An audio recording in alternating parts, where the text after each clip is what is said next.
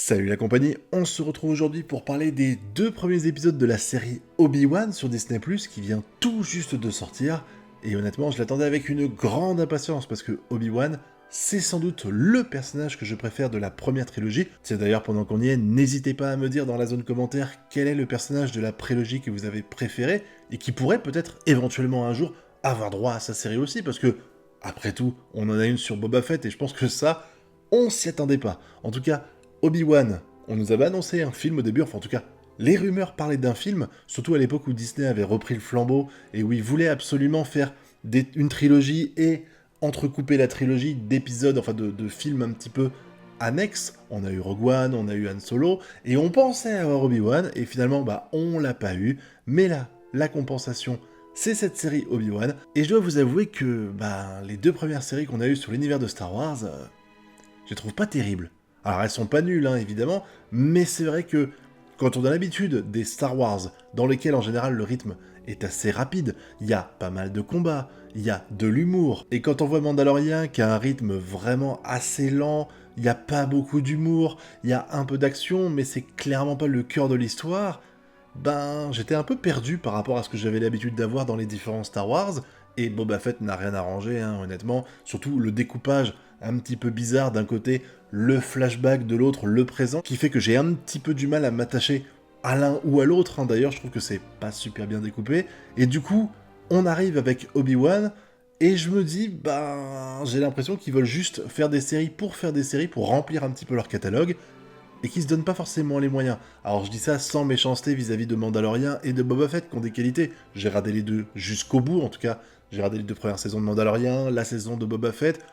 c'était sympa, ça m'a occupé, mais c'était pas non plus transcendant. Mais j'avais quand même gardé espoir pour Obi-Wan que ce soit un cran au-dessus, parce que déjà, le personnage, on le connaît, alors on connaissait Boba Fett, mais quand même, c'est pas du tout pareil. Obi-Wan, c'est un personnage qui est plutôt joyeux, il aime l'action, donc je me suis dit, là, on va avoir une série qui sera beaucoup plus dynamique. Et les 2 épisodes qu'on vient juste d'avoir,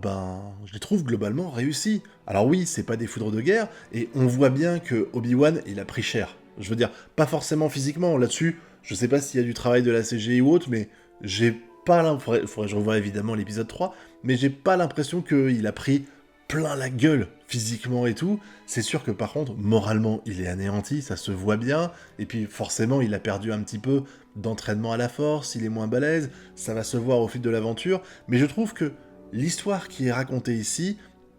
elle m'intrigue, elle me donne envie de voir la suite. Et cette histoire, elle se passe sur Tatooine. Alors je vous avouerai que personnellement, Tatooine, je fais un petit peu une overdose, mais bon, avec Obi-Wan, c'était obligé, puisque on sait que dans l'épisode 4, il est là-bas, donc fallait forcément commencer par là, et où on va découvrir des personnes qui chassent les Jedi qui ont survécu, parce que oui, il y en a quelques-uns qui ont survécu, alors on l'a vu si vous regardez un petit peu ce qui se fait autour de Star Wars, par exemple les séries, comme Rebelle et compagnie, mais c'est vrai que dès le début, on nous le met en scène, puisqu'on nous montre des gens de l'Académie Jedi qui ont réussi à survivre, et on en retrouve un qui est en train de boire un coup au bar, pendant qu'il y a un groupe d'inquisiteurs qui réussit à trouver le moyen de les traquer, parce que, en fait, il est malin, le gars, il dit, c'est simple, j'ai qu'à faire peur à des civils, j'ai qu'à menacer de mort de tuer des civils, et l'instinct Jedi va se réveiller, ils vont se sentir obligés d'aider, parce que c'est dans le code moral des Jedi de ne pas laisser une personne souffrir si on peut intervenir, quitte à se mettre en danger soi-même.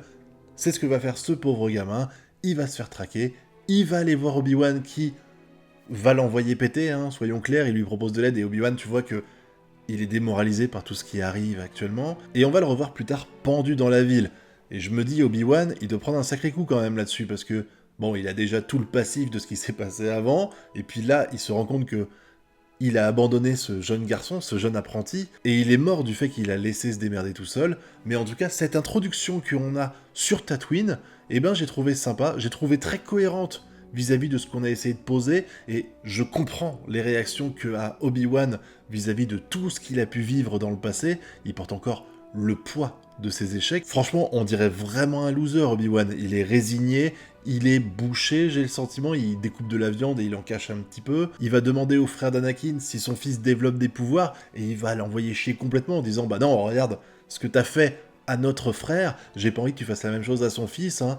Tu sens que vraiment il est dans le mal complet. Le simple fait qu'il refuse d'aider un Jedi qui vient lui demander de l'aide, ça montre dans quel désespoir il est. Et tout ça va basculer, puisque on va partir sur la planète Naboo. Alors ça, j'avoue, je m'y attendais pas du tout, je pensais vraiment que l'histoire serait tournée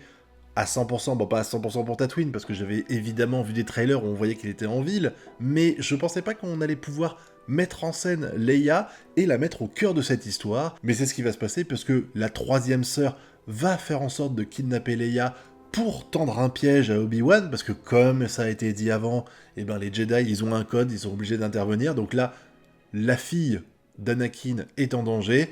il se sent obligé d'y aller, il va y aller, et c'est comme ça que se termine le premier épisode, qui plante tout le décor de façon plutôt réussie. Alors évidemment, le rythme est assez lent, mais on a besoin de découvrir un peu le contexte et ce qui se passe autour de lui. On introduit également les Inquisiteurs, avec le mec en chef, là, qui est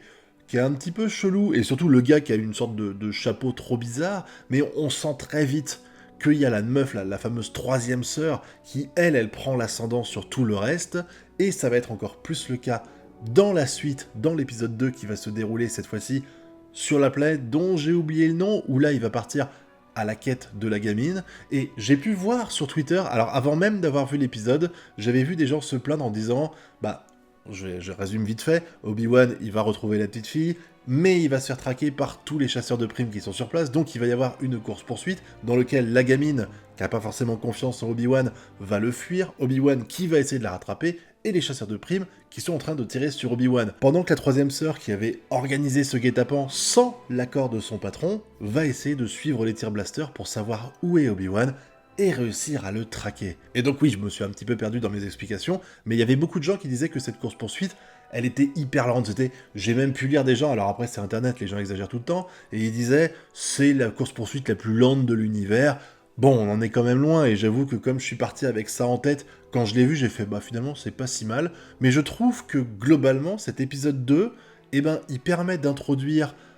le nouveau Obi-Wan. On avait eu dans l'épisode 1, on avait eu un Obi-Wan qui montrait que psychologiquement, il avait été marqué par tous les événements qui s'étaient passés, et c'est complètement normal, et l'épisode 2 nous montre un Obi-Wan qui n'est plus le maître Jedi qu'on a connu. Alors oui, il n'est pas non plus en train de se balader en fauteuil roulant, on sent qu'il contrôle encore la force, il le fait à quelques reprises, même s'il va pas utiliser son sabre du tout, il va se contenter de blaster et tout, et on voit bien qu'il tire plus au fusil aussi bien qu'il le faisait avant, mais je trouve que ce nouveau Obi-Wan qu'on a eu, même si c'est sûr qu'il est moins badass que celui qu'on avait avant, et il est moins fanfaron aussi, hein, le Hello There qu'il prononce quand il est devant Grievous avec tous les soldats qui lui tombent dessus, c'est pas celui que tu auras aujourd'hui dans la série Obi-Wan, on le sent, mais ça n'empêche, et je me répète, que l'épisode 1 a développé le côté psychologique de ce nouveau Obi-Wan, on découvre un petit peu comment il est psychologiquement, et l'épisode 2 nous montre comment il est physiquement, à savoir peut-être un petit peu affaibli, mais pas non plus nul à chier, hein, soyons clairs, il arrive à défoncer les mercenaires qui l'ont piégé, derrière tous ceux qui vont essayer de l'arrêter, eh ben, ils vont échouer, et à la fin il s'en sort avec beaucoup de chance au final, parce que il y a le mec qui avait essayé de le piéger au début, alors j'ai bien aimé parce que je pense que je suis pas le seul, mais quand j'ai vu et je prends des guillemets, pseudo-Jedi aider la fille à quitter la planète avec sa mère, je me suis dit, chic, il va y avoir d'autres Saiyans. Mais en fait, très vite, on se rend compte que non. Déjà, alors je suis pas forcément un expert à fond dans Star Wars, il y en a sans doute qui connaissent mieux que moi, mais le fait de pouvoir manipuler les gens par la pensée, par l'intermédiaire d'une radio, et réussir à changer l'onde de la radio pour pouvoir comprendre, capter la fréquence des gardes, moi j'y crois pas trop, réussir à modifier l'esprit des gens par la radio aussi, j'ai un peu du mal à y croire, et puis à la fin il insiste un peu sur l'argent, vous savez, il est là, il fait ah, voilà, j'ai fait ce que j'avais à faire, et puis tu sens qu'il tend l'argent, genre vas-y donne la thune maintenant, c'est pas comme si la nana donnait de l'argent spontanément, là tu sens que lui, il a demandé de la thune au début, et très vite tu te rends compte que c'est pas vraiment un Jedi, même avant que Obi-Wan intervienne, ça se sentait déjà un petit peu que ça n'allait pas, mais bon, il va se rattraper, j'étais un peu surpris quand même de voir qu'elle l'a pas tué, enfin... Je dis peut-être une connerie, mais j'ai le sentiment qu'elle l'a pas tué, alors qu'avant, elle bute des gens en s'en battant les couilles, la troisième sœur, elle les tue, genre limite, les mecs sont sur son passage quand elle marche, boum, elle les bute, là, lui, il l'amène un peu en bateau, elle fait perdre du temps, parce qu'en fait, il veut se rattraper de toutes les erreurs qu'il a fait avant, donc il veut aider Obi-Wan et la gamine, donc il s'oppose à elle en faisant croire que c'est lui le Jedi,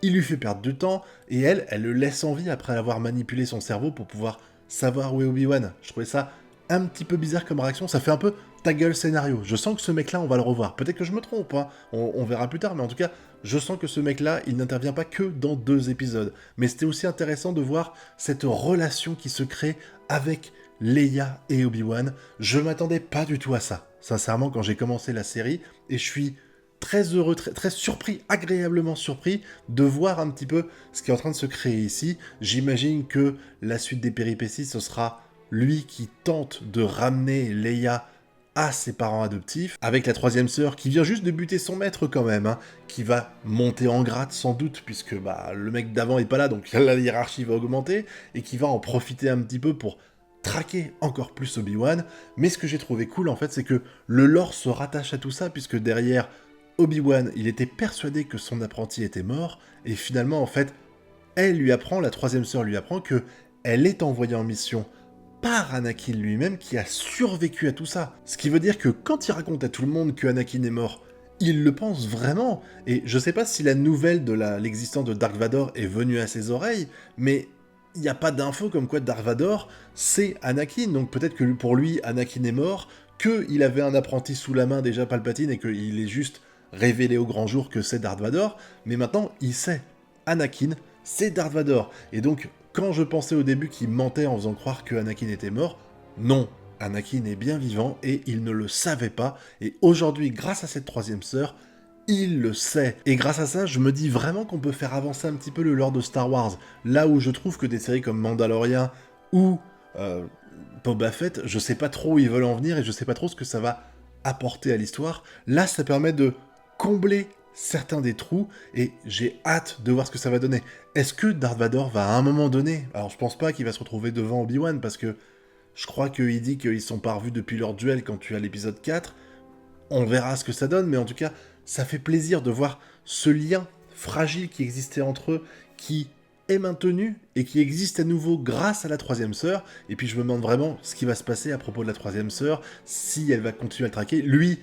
j'imagine qu'à un moment donné, il va quand même sortir son sabre laser et se battre. J'espère qu'on aura quand même 2-3 combats. Évidemment, peut-être moins chorégraphiques qu'à l'époque, mais de toute façon déjà, le 7, le 8 et le 9 étaient moins les combats en mode le cercle du soleil disparaît avec les gens qui sautent dans tous les sens, les roulades et tout. Il y en avait beaucoup moins dans la prélogie, on va l'appeler. Mais en tout cas, je vous avouerai que j'ai beaucoup kiffé cette série Obi-Wan. Alors, est-ce que c'est aussi parce que j'avais pas spécialement kiffé à fond Mandalorian et Boba Fett, et que du coup, j'étais peut-être moins exigeant, ou je m'attendais à une grosse claque, dans le sens négatif du terme, avec l'annonce d'Obi-Wan, parce que oui, tu pars avec 2 trucs que tu trouves moyens, forcément tu te dis, eux, ils ont fait 2 trucs moyens, ils doivent faire Obi-Wan,